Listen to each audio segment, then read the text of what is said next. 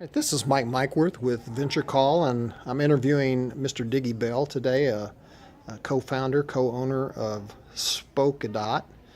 Diggy, why don't you tell us what was the inspiration and how did Spokedot get started and how did you come up with the name?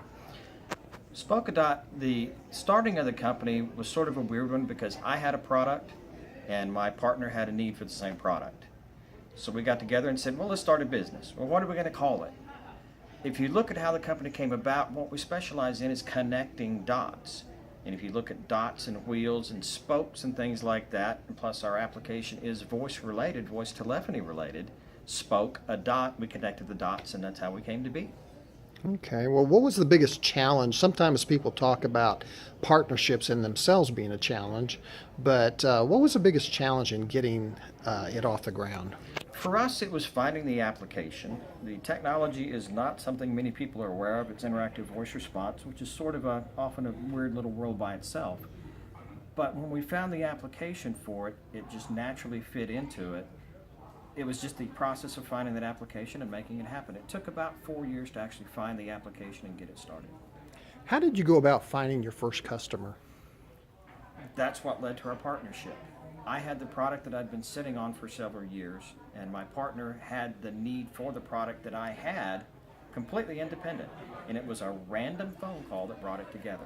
Oh, very interesting. What kind of advice would you give to somebody who wanted to start something that was technology related as far as a new startup?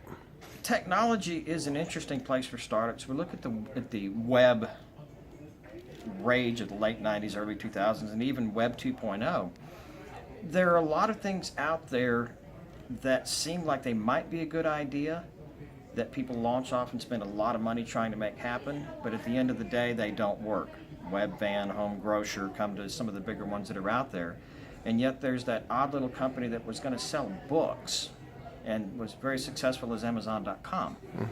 It's finding the real true market niche and then finding a way to move into that niche in a way that's unique enough to attract people to you and provide a service that people truly do want. Well, very good. Well, thank you for your insight and advice, and look forward to hearing more about Spokedot as you continue to develop your company. And so we'll sign off for today. This is Mike Mikeworth. Thank you very much, Mike.